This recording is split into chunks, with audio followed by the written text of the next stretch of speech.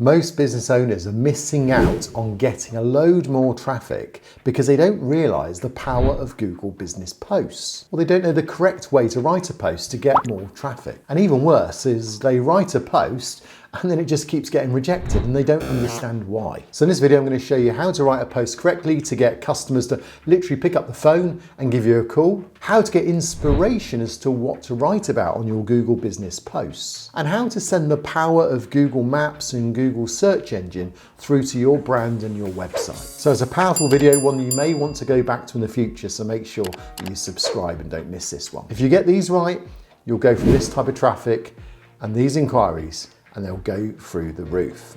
Okay, so let's go to the first one. Here's my top 5 ways to get inspiration and also write a post correctly. Number 1, learning. And the way to do this is to understand what's working and resonating with your customers. So as you do more posts, you'll notice 1 or 2 really work well. And you then need to learn from that. And you can find out more by looking at your stats, your insights. These give clues, go to your analytics. This will give you the information you're looking for. You can look at your previous posts here and see the success or the failure. You can see how the analytics reveal what was successful, what led to a call or a sales. Google My Business or GMB Everywhere is a great tool also to help you see all your posts. So here you can see what posts worked, how often your competitors post too, how frequently you should post if you look at what your competition's doing. Basically using all the stats around you, you can learn what's working. And what's even better is with insights. I mentioned that you can know whether or not, say, a phone call works, whether sending them through to your website works. Well, here again, you get this information through insights because here it shows you how many calls you had, how many responses you had, how many directions you had, and so on. This is literally giving you that information, and then from that you'll know what's working. Now the next inspiration is to go to research itself. So how does that work? Well, go to an area on Google Maps that has heavy competition. So think of a nearby city that you know is going to be competitive, maybe one that's so competitive that you would never make it. But you can learn something from that, because there you get information. You can research and see what are they using that's working. So for me, the example would be to go to London, and if I type in web designers in London, I know it's a higher competition there. So I then need to get inspiration there, research and see what their businesses are doing, what's getting a business there to the top, what are they writing in their posts, and then literally read their articles and then rewrite it in your own words, something similar that will appeal to the same audience. And a post on Google does then get spidered. And that's interesting because you might think that once you put a post on Google, that's it. But Google actually does spider the post. I'll show you a bit later how that's possible to prove. Now, if you've ever posted and then had it rejected, there's a good reason for that, which I'll come on to in a moment. But let's take the third area, and it's that of inspiration. So when it comes to writing Google posts, where do you get inspiration from? So you can go to ChatGPT, Google Bard, and there you can actually ask for inspiration. Now, if you're using ChatGPT, it doesn't know Google Business Profile, but it does know Google My Business, which was the original name of it a few years ago. And there I've got a special couple of formats that I use to get inspiration for my posts. So for an example, you can put in there, and then put your business. And give me 10 post ideas for Google My Business that will encourage customers to want to inquire or call. Now that works because it will give you 10 really good suggestions. All you need to do is put in what business it is that you have. So in my case, I'm a web designer, give me 10 post ideas for Google My Business that will encourage customers to want to inquire or call. And then just read through all 10, and not all 10 will be ideal, but you'll see 1 or 2 that you can pick out. And then you can just ask ChatGPT to then write more information about number 3 or number 5.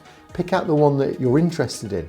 Get it to then elaborate a bit more on it. So you can say, taking number 6, can you give me some details on what to write and what type of picture, what type of image to use to maximize the click-through rate? And it's worth noting that if you then do produce a picture, if it says to take a photograph of the outside of your shop or service, be at least 720 by 720 pixels.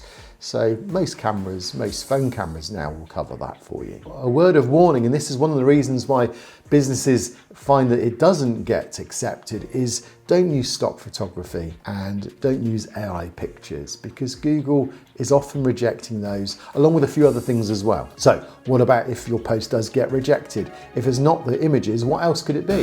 You don't want to put your telephone number or call me or anything that specifically tells people to do that. Because if you do that, Google often rejects it. Why? Because Google wants to control how people are finding you. So they want you to use the button. They want the person to call using the button on the post and not to find the number on the post itself.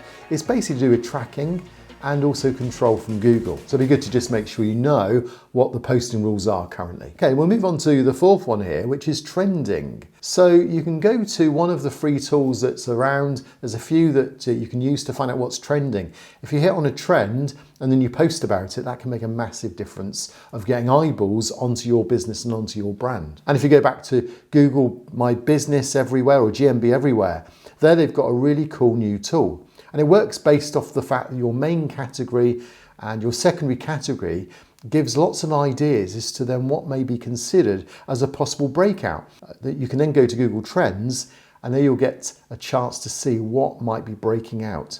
You can go to answerthepublic.com, that's another one, but trends.google.com/trends is a great way to go about it. You just add your business niche and then find out what the next big thing is. And the fact that Google or GMB Everywhere does this for you using this new tool and also discovers some possible new categories is really helpful. So it's a free download. Again, I'll put a link down below in the description if you haven't got it, but it goes into your browser, gives you a lot of information about what's going on with your competitors too. I mentioned earlier that are you aware that posts actually get spidered?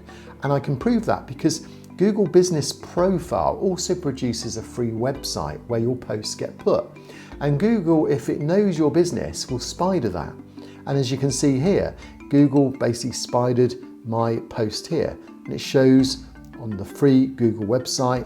And you can find your free website because it'll be the name or your description of your business with a .business.site afterwards. So easy to find. A lot of people don't realise they've got this free website attached to their Google Business Profile. But if I do a search, I can see that Google is finding information on my free website. And the fifth area to get inspired is to just listen. Listen to who? Listen to your customers. Listen to the people that actually are buying from you. So the best supply of fresh content and ideas and products comes from the last conversation you had with the customers around you. So what were they asking for? What products do they want? What services are they asking for? Did they have a question that needed answering? Honestly, this is such a great supply of fresh ideas that you can then work with on your next post. And it works well because these are real customers wanting real things. So as you'll know, offers are another form of post, and you can put an offer together that's going to appeal to your customers. Now, offer has lots of extra hidden things as well, as I've showed on this video. So if you don't know about how offers show up on Google Maps in a different way and gets more people to your brand, then you need to watch this video next. I'll see you on that video.